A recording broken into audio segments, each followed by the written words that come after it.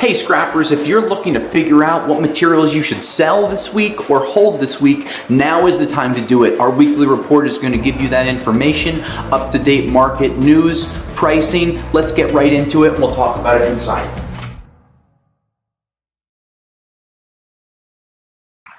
Hey scrappers, Tom here, and today is Wednesday, June 19th, 2024.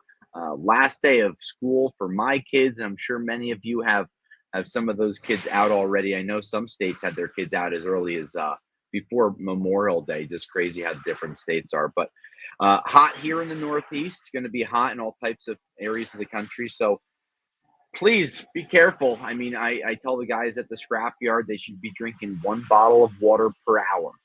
So that should be your standard, and not Red Bull. You know, Gatorade's fine. Got to sprinkle that water in there, especially if you're working outside. You're going to overheat.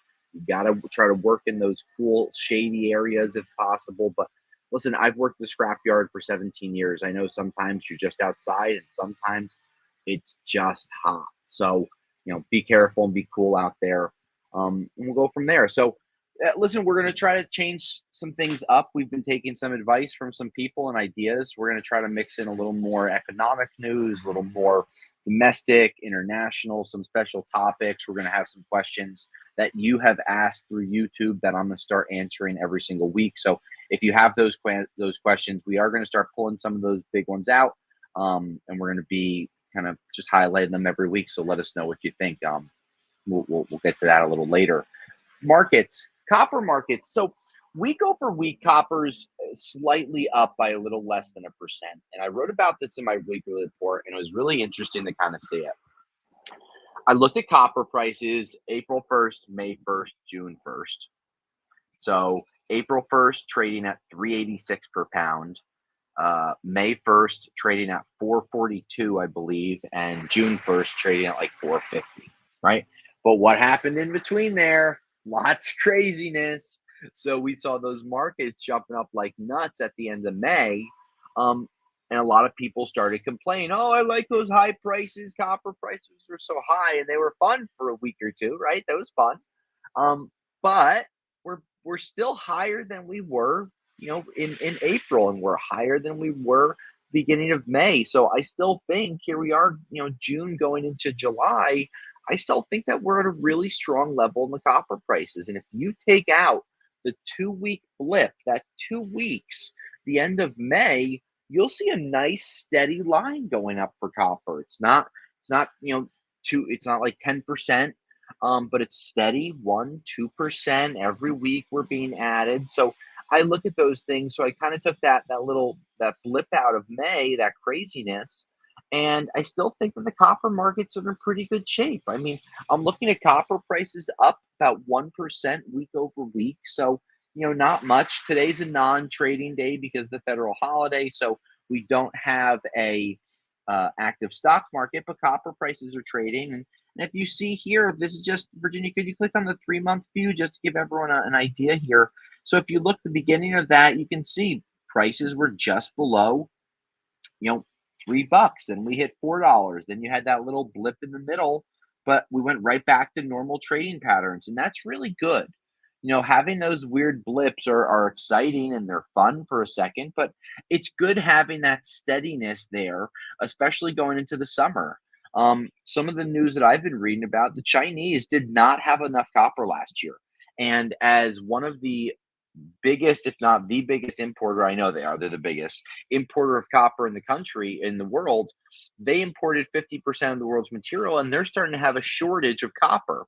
And here's where it's going to be interesting, because this is where some of that outside news that I filter and I bring it in.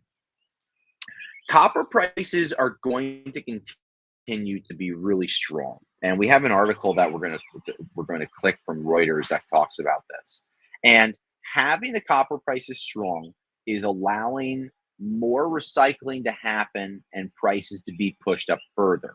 And a couple of things that are happening right now domestically, but really internationally, is based around copper mines. What do I mean? So, you know, you need more copper. The world wants more copper, more electrification, more green energy. More countries like India Africa, as a whole, as a continent, really needs to develop itself more. So you're going to need these large globs of copper. But here's where inflation and here's where costs come in. Things have become so expensive. I was reading about several copper miners and then even Chinese companies that are large shareholders in copper mining operations. They're having problems because their break even cost is climbing so much. So, what do I mean? Copper prices today, let's say they're $10,000 a ton, right? That's what they trade at. But their break even number for their overhead and things like that may be $7,000 or $8,000 per ton. Now, you may say, Tom, that's still a really good profit, right? But we're not talking about the initial capital to just start the mine, crack those walls open, start and it could be years for that to happen. So we're looking at prices that it could be $7,000 to $8,000 today for them to break even, but they haven't even opened up or expanded some of these mining operations. And if it's too expensive to do it, because let's say they put a shovel in the ground on day one, I've read stories where it could be 3 to 4 years before they're pulling copper out. So they don't know where copper prices are going to be 3 to 4 years from now. I think that the copper prices are going to be higher. They probably think that they are too. But when you lay out billions and billions of dollars to open up new mines and permits and people and jobs, many of these infrastructures in these mining operations, they end up building like hotels and housing for the workers because many of the mines are in the middle of the woods, in the middle of the mountains, in the middle of the forest. So it's a lot that goes into it, which is good for the recycling industry, right? That's going to show that we're going to continue to have strong prices and strong demand on our side of things. So we shouldn't see a major slowdown, but it is something to look at and really talk about. Now, other markets, aluminum prices, really, they had a very similar pattern to what we saw some of the copper prices do. Slow and steady, week over week is slightly down, but aluminum prices are up when you compare them to April 1st and May 1st. They're still up. So while they're down week over week, in a bigger picture, 2 to 3 months, they're still up. And at the end of June, going into the 4th of July week, we'll have a 6 month recap talking about some more of those things. But aluminum producers are finding the same thing: higher costs to be able to get that aluminum, mine it, refine it, right? So those recycling numbers really, they're going to continue to tick up on the aluminum side. I see aluminum being one of the biggest market movers the second half of this year just because of it, their longevity, their ease of use. I mean, a new aluminum can, you could recycle it day one, 30 days later could be back on the shelf. So these are all things that I look for on a positive side of things when it comes to some of the copper, when it comes to some of these different aluminum non-ferrous markets. Now, everyone asks, they always talk about oil prices, gas prices, where the market's going. Oil prices right now have been relatively steady. I'm happy with them. Gas prices in New Jersey are around $3 to $3.20 per gallon. Nationally, they're right around the same, a little higher, I believe, 3.25. So not the $5 number we saw back in June of 22, not the $2 number we saw in June of 2020, but also not that $5 number. So it has helped keep some of the transportation costs down. I also was talking to a freight broker the other day who was saying that going into the summer, they're actually seeing a little more freedom of trucking. There's more trucks available, which means not as many things are being moved. Some rates are being negotiated. So that could help us when it comes to a transportation side of thing. Really, it's going to be more important for you to know that your fuel costs are going to be lower, because if you're not selling straight loads of material, your truck costs are your truck costs, but it's still an important thing to be able to track. I do think that we're going to see oil prices continue to climb for the rest of the summer. There is a strong demand, but we're also seeing record output for, US fuel, natural gas, liquefied natural gas, crude oil. A lot is being pumped across the world. So I do see these fuel prices going up slightly into the summer, more people traveling, but not enough to really have a huge impact on things. Other things. So we talked about staying hydrated, right? This week, just things to keep in mind that we tell our crew here. We take a lot of safety classes, hydration, things like that. If you're thirsty, it's already too late. You got to double down on that water. If you are working outside, I recommend some of the guys that I have that work off site. They get big coolers, fill them with ice in the morning. Some of them put some of those towels in there. This way, they have those ice towels and they put their bottles of water inside. And the last thing at the yard, we have those big jugs, and we buy the mix, and we just put Gatorade or Powerade or whatever mix it is, just to keep something other than water into your system. We buy some ice. So again, another daily thing that can help you going out there. And really, I know that a lot of you like to have those beverages at the end of the night, those alcoholic beverages. But if you're working outside all day, that beer, that wine, whatever it is, that could dehydrate you more, and you could end up in the morning, dry mouth, and that means that your body is really running out. So please just be careful going into the summertime.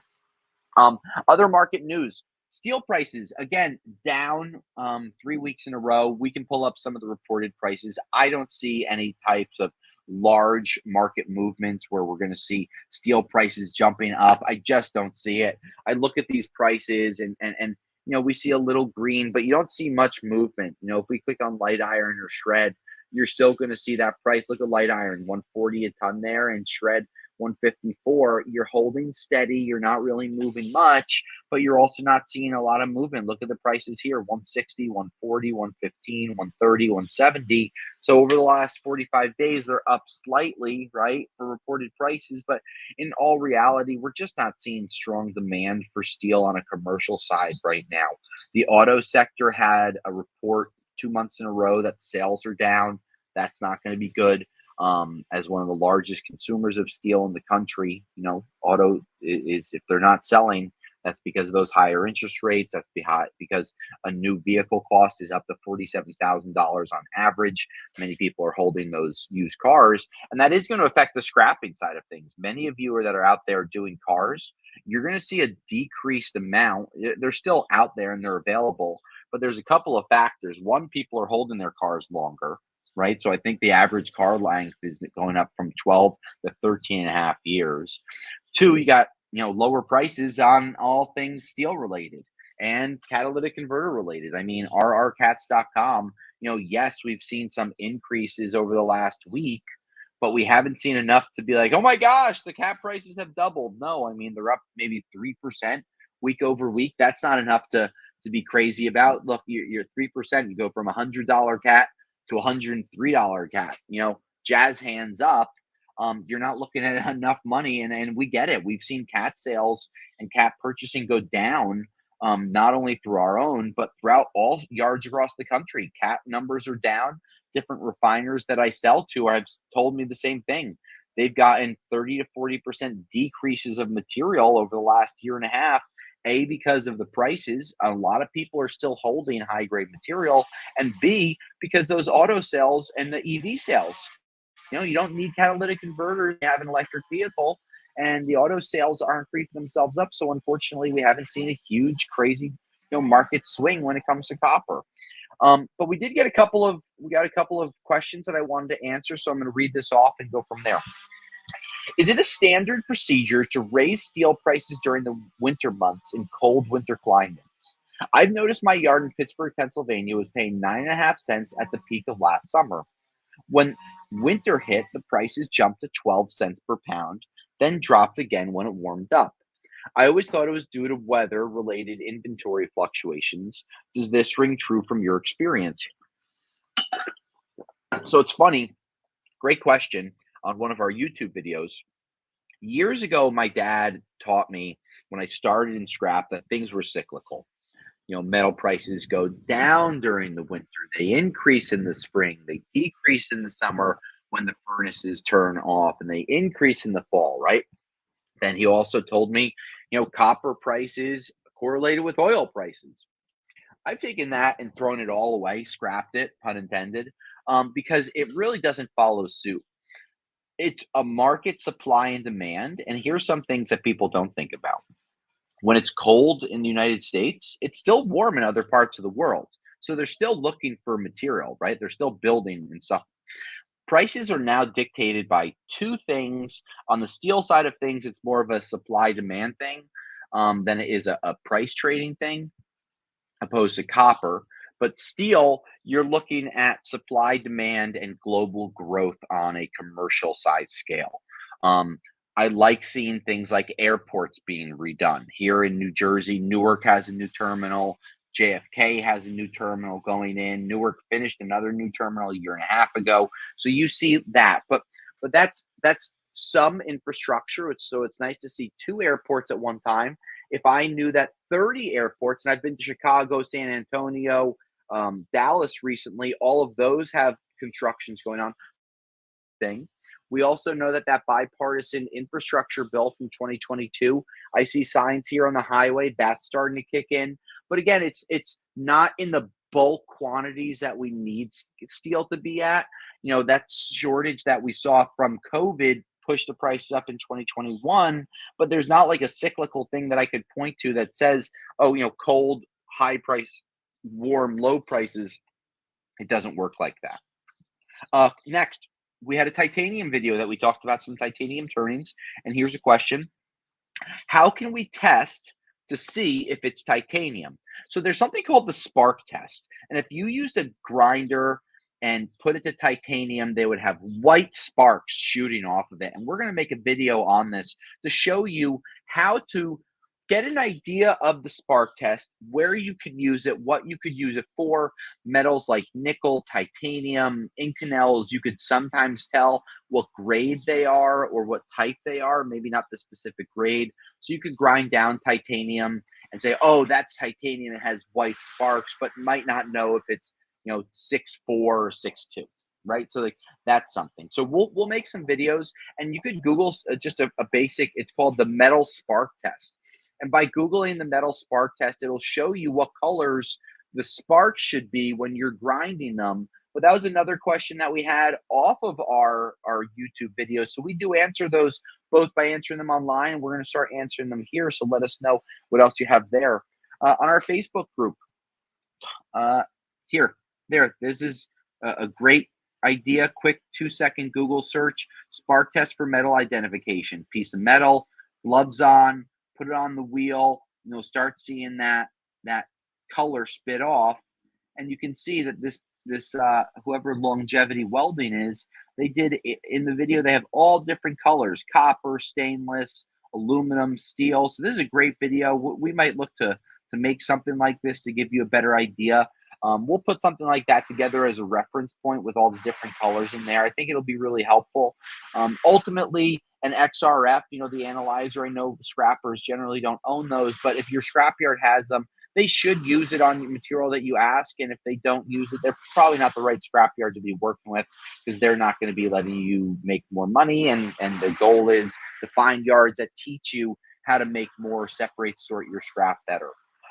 So we can look at all these things week over week. You know, a couple of other highlights or lowlights. Nickel prices down again, so we're just seeing stainless prices not having much movement. I recommend holding stainless right now. Nickel prices are down 4% week over week, and they're down over 15% over the last month and a half. We did start to see market moving higher in the beginning of May, but since then they just haven't moved so much. So hold your stainless steel. The rest of your items, I recommend selling: steel, copper, cats, wire. Sell the rest of the stuff. Hold your stainless, sell your aluminums.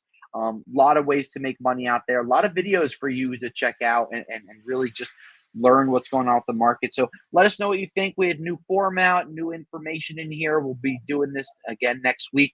Ask questions below this. We'll get to those answers on YouTube or feature them next week. Until next week, scrappers, my name is Tom, and I'll scrap you later. Thanks for watching our video. For $2.99 a month, by becoming a member, you can get access to early videos, member-only videos, merchandise discounts from our store, and priority comments that we answer before answering any other scrappers. Click the link below to learn more. Until next time, scrap you later.